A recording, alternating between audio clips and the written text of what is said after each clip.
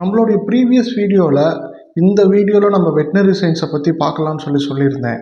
சரி, ஓகேங்க. பேரண்ட்ஸ் எல்லாருமே டாக்டர் நோக்கி ஓடிட்டு இருக்கிறாங்க. தன்னுடைய பிள்ளைங்க எப்படியாவது டாக்டர் ஆக்கியே தீரணும் அப்படின்னு சொல்லிட்டு நிறைய ஸ்டூடெண்ட்ஸ்க்கும் நான் டாக்டர் ஆகிறது தான் என்னுடைய லட்சியம்னு சொல்லிட்டு இருக்காங்க. எம்பிபிஎஸ் கிடைக்காத பல ஸ்டூடெண்ட்ஸ்க்கு அடுத்த கோர்ஸ் அப்படின்னு பார்த்தீங்கன்னா மெயினாக இருக்கிறது இந்த பிபிஎஸ்சி தாங்க.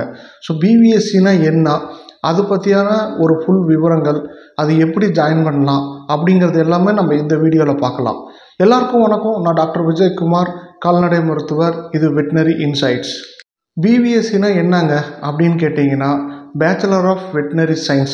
ஆக்சுவலாக முன்னாடியெல்லாம் நாங்கள்லாம் படிக்கிற காலத்துக்கு முன்னாடி ஒரு 15 வருஷம் 20 வருஷத்துக்கு முன்னாடியெல்லாம் பார்த்தீங்கன்னா பிபிஎஸ்சி அப்படின்னு தான் டிகிரி கொடுத்துட்டு இருந்தாங்க. பட் அட் ப்ரெசண்ட் இப்போல்லாம் எப்படின்னா பிபிஎஸ்சி அண்ட் ஏஹெச் அப்படின்னு சொல்லிட்டு டிகிரி தராங்க. அதாவது bachelor of veterinary science and animal husbandry அப்படிங்கிறது தான் அந்த டிகிரியோடைய ஃபுல் ஃபார்மேஷன்ஸ். அப்போ நீங்கள் இந்த கோர்ஸில் ஜாயின் பண்ணி டிகிரி கம்ப்ளீட் பண்ணிங்கன்னா உங்களுக்கு கிடைக்கக்கூடிய டிகிரி பட்டத்தின் பெயர் பிபிஎஸ்சி அண்ட் ஏஹெச். ஓகே, பிபிஎஸ்சினா நம்ம எல்லாருக்கும் தெரிஞ்ச மாதிரி வெட்டினரி சயின்ஸுங்க. அது என்னங்க ஏஹெச் அப்படின்னு கேட்டிங்கன்னா அது பேர் அனிமல் ஹஸ்பண்டரின்னு நான் முன்னாடி சொன்னேன்.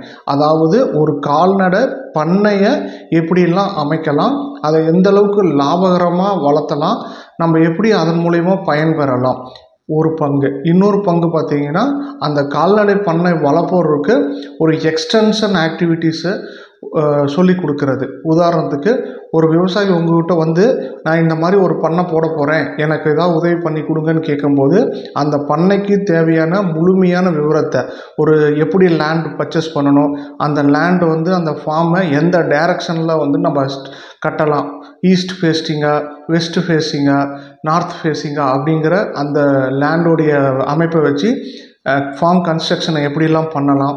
அது மட்டும் இல்லாமல் அந்த ஃபார்ம் கன்ஸ்ட்ரக்ஷன் பண்ணி முடித்ததுக்கப்புறம் ப்ளம்பிங் ஒர்க்கு, அதுக்கப்புறமேட்டு அனிமல் பர்ச்சேஸு, இந்த மாதிரி கால்நடை வளர்ப்பவருக்கு தேவையான அறிவுரைகளையும் அந்த பண்ணை அமைப்பை சிறந்த முறையில் பண்ணுறதுக்கு பேர் தான் அனிமல் ஹஸ்பண்டரிங்க.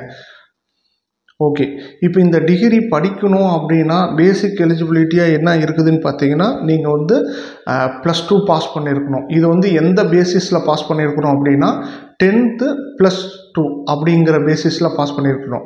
10வது படித்ததுக்கப்புறம் ஒரு 2 வருடங்கள் 11வது 12வது முறையில் நீங்கள் +2 பாஸ் பண்ணியிருந்தீங்க அப்படின்னா நீங்கள் இந்த கோர்ஸ் அப்ளை பண்ணுறதுக்கு எலிஜிபிள். ஓகே, அப்போ 11வது 12வதுல எல்லாருமே 12th பப்ளிக் எக்ஸாம் மார்க் மட்டும் போதுமான்னு கேட்டிங்கன்னா இல்லை. குறிப்பாக 2019வது வருஷத்தில் நீங்கள் 12th பாஸ் பண்ணியிருக்கிறீங்க அப்படின்னா அந்த வருஷத்தில் நீங்கள் நடந்தக்கூடிய 11வது போர்டு எக்ஸாம் கவர்மெண்ட்னால், தமிழ்நாடு கவர்மெண்ட்னால் ஒரு ஸ்டேட் போர்டு எக்ஸாம் 11th ஸ்டாண்டர்டுக்கு நடத்தியிருப்பாங்க.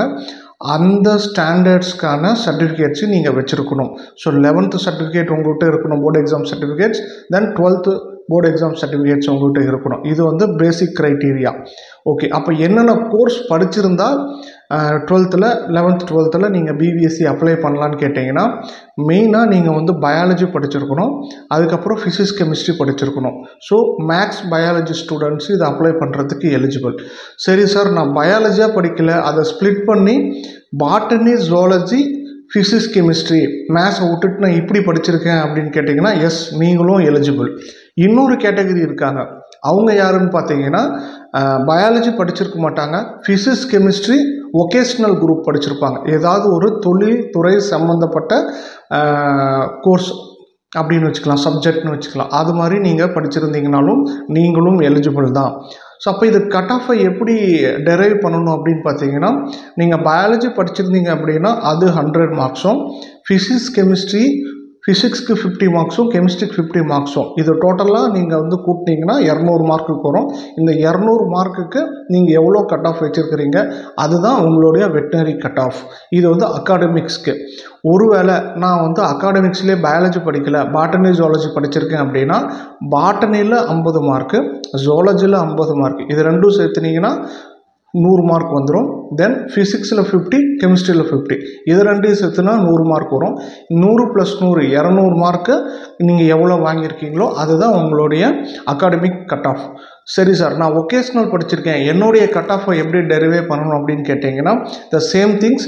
நீங்கள் இங்கே வந்து ஃபிசிக்ஸ்க்கு 50 மார்க்ஸ், கெமிஸ்ட்ரிக்கு 50 மார்க்ஸ், இந்த இடத்துல பயாலஜி, ஜுவாலஜி, பாட்டனிக் பதிலாக உங்களுடைய ஒகேஷ்னல் கோர்ஸு டைரெக்டாக 100 மார்க்ஸ் நீங்கள் போட்டுக்கலாம். அப்போ ஒகேஷ்னலில் 100, ஃபிசிக்ஸ் 50, கெமிஸ்ட்ரி 50, டோட்டலாக கூட்டினீங்கன்னா 200 மார்க் வந்துடும். இந்த 200 மார்க்குக்கு நீங்கள் எவ்வளோ மார்க் எடுத்திருக்கீங்களோ அதுதான் உங்களுடைய vocational BVSc cut off. Right sir. இதை தவிர வேறு ஏதாவது எலிஜிபிலிட்டி இருக்கான்னு கேட்டிங்கன்னா, எஸ், ஏஜ் எலிஜிபிலிட்டி இருக்குது. மேக்ஸிமம் ஏஜ்னு பார்த்தீங்கன்னா வந்து 21, மினிமம் ஏஜ்னு பார்த்தீங்கன்னா 17 இயர்ஸ், 17 வருஷம் ஆயிருந்தால் நீங்கள் வந்து கோர்ஸ் வந்து அப்ளை பண்ணுறதுக்கு எலிஜிபிள். ஒருவேளை நான் வந்து எஸ்சி, எஸ்சிஏ இல்லைன்னா வந்து எஸ்டி பிரிவை சேர்ந்தவன் அப்படின்னு பார்த்தீங்கன்னா உங்களுக்குலாம் ஏஜ் லிமிட்டே இல்லை. நீங்கள் வந்து எந்த வருஷங்கள் வேணாலும் நீங்கள் அப்ளை பண்ணி கோர்ஸுக்கு ஜாயின் பண்ணிக்கலாம். மற்ற கேட்டகரிக்கு மேக்ஸிமம் 21 வயசுக்குள்ளே தான் இருக்கணும். அதை தாண்டிட்டால் உங்களுக்கு வந்துட்டு அட்மிஷன்ஸ் கொடுக்க மாட்டாங்க. இந்த பேட்டர்னில் நீங்கள் மார்க்கை டெரைவ் பண்ணி உங்களுடைய கட் ஆஃபை நீங்கள் போட்டு வச்சுக்கலாம். இதுக்கப்புறமே பார்த்தீங்கன்னா டான்வாஸ்ன்னு சொல்லக்கூடிய தமிழ்நாடு கால்நடை பல்கலைக்கழகத்திலேருந்து அஃபிஷியல் நோட்டிஃபிகேஷன்ஸ் ஃபார் யூஜி அட்மிஷன்ஸ்க்கு வந்து கால்ஃபர் பண்ணுவாங்க.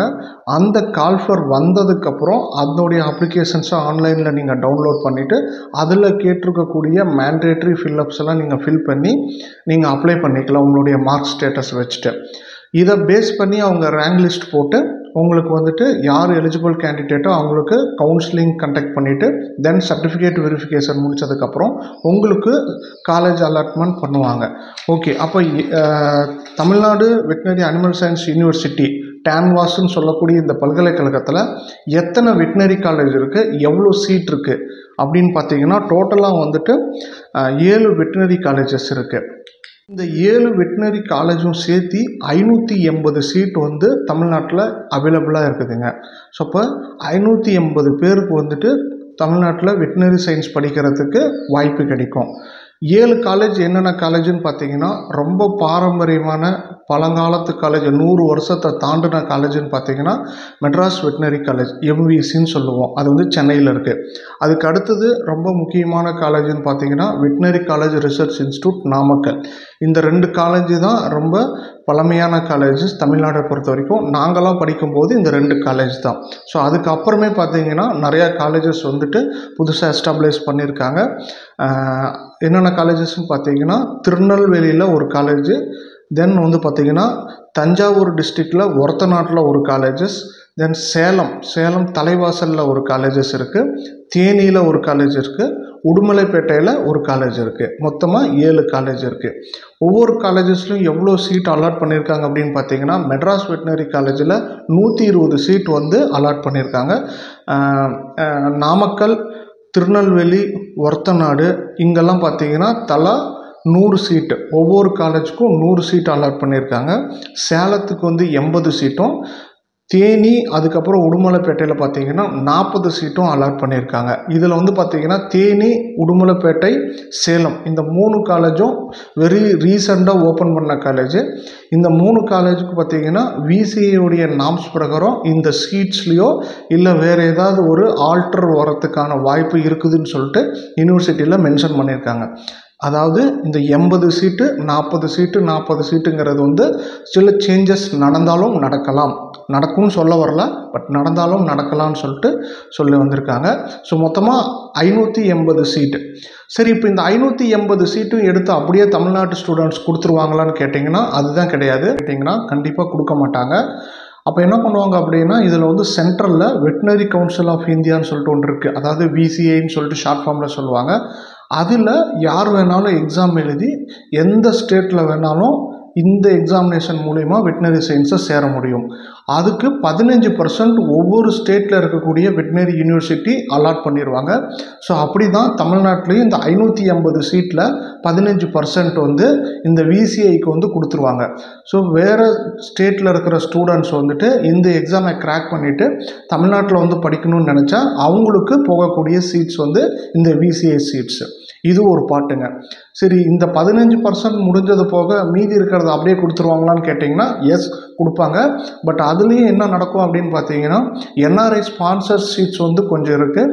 அது மட்டும் இல்லாமல் ரிமைனிங் சீட்டை வந்து அழகாக ஸ்ப்ளிட் பண்ணி கம்யூனிட்டி வைஸ் வந்துட்டு கேட்டகரைஸ் பண்ணி தான் அந்த சீட்டை வந்து அலாட் பண்ணுவாங்க. இன் ஜென்ரல் அப்படியே ரேங்கிங் பிரகாரம் கொடுத்துட மாட்டாங்க. உதாரணத்துக்கு ஒருத்தர் வந்து ஜென்ரலில் வந்துட்டு ஒரு 80வது ரேங்கிங்கில் இருக்கிறாரு அப்படின்னு பார்த்தீங்கன்னா, அவங்களுக்கு முன்னாடி ஜென்ரலில் வந்து 76லேயே முடிஞ்சிருச்சு, அடுத்தது வந்து கம்யூனல் ரிசர்வேஷனுக்கு வந்துருச்சு அப்படின்னா, அப்போ அந்த 80வது ரேங்க்கில் இருக்கிறவருக்கு அந்த சீட் கிடைக்காது, அது வந்து ரிசர்வேஷனுக்கு போயிடும். ஸோ இது வந்து எல்லா துறையிலையும் எல்லா கோர்ஸ்லேயும் எல்லா படிப்புலையும் இருக்கிற மாதிரி தான் இந்த வெட்டினரி சயின்ஸ்லேயும் இந்த ரொட்டேஷன் பேசிஸ் ஃபாலோ பண்ணுறாங்க. ஓகே, இது வந்து அப்போ வந்து எத்தனை வருஷத்துக்கான கோர்ஸுன்னு கேட்டிங்கன்னா, இப்போ வந்து பிஎஸ்சியோ இல்லை ஒரு பிகாமோ படித்தோம் அப்படின்னா ஒரு 3 வருஷ கோர்ஸுங்க. இதுவே வந்து பிடெக் பிஇலாம் படித்தோம் பார்த்தீங்கன்னா அது வந்து 4 வருஷ கோர்ஸு. அப்போ இது எத்தனை வருஷ கோர்ஸுன்னு பார்த்தீங்கன்னா, உங்களுக்கு வந்து படிப்பு காலமே வந்து 4.5 வருஷம் இருக்கும். அது மட்டும் இல்லாமல் ஒரு வருஷம் பார்த்தீங்கன்னா இன்டர்ன்ஷிப் ட்ரைனிங்னு சொல்லக்கூடிய ஒரு உள்ளூர்லேயே நடக்கக்கூடிய ட்ரைனிங் ப்ரோக்ராமுக்கு உங்களை அனுப்பிச்சிடுவாங்க. ஸோ மொத்தமாக 5.5 வருடங்கள் நீங்கள் வந்து இந்த கோர்ஸை படிக்கணும். இந்த கோர்ஸை படித்து முடித்ததுக்கப்புறமேட்டு தான் உங்களுக்கு வந்து ஃபர்தராக நீங்கள் வந்து ஜென்ரல் வெட்டினரியாக ஒர்க் பண்ண போகிறீங்களா, இல்லை வந்து சம் ஸ்பெஷலிஸ்டேஷனுக்கு நீங்கள் வந்து படிக்க போகிறீங்களா அப்படிங்கிறது வந்து டிசைட் ஆகும். உதாரணத்துக்கு நீங்கள் 5.5 வருஷத்தை கம்ப்ளீட் பண்ணிடுறீங்க, இதுக்கப்புறமேட்டு போயிட்டு நான் ஏதாவது ஒரு ஸ்பெஷலைசேஷன் படிக்கணும்னு நினச்சிங்கன்னா for like gynaecology, surgery, clinical medicines, pathology, parasitology, இப்படி வேரியஸ் கோர்சஸ் இருக்குது. அதில் போய் நீங்கள் ஸ்பெஷலைசேஷன் படிச்சுட்டு அது ரிலேட்டடான ஒரு வேலைக்கும் உங்களுக்கு போகிறதுக்கு வாய்ப்பு இருக்குது. ஸோ இதுதான் வெட்டினரி சயின்ஸான ஒரு பேசிக் டீட்டெயில்.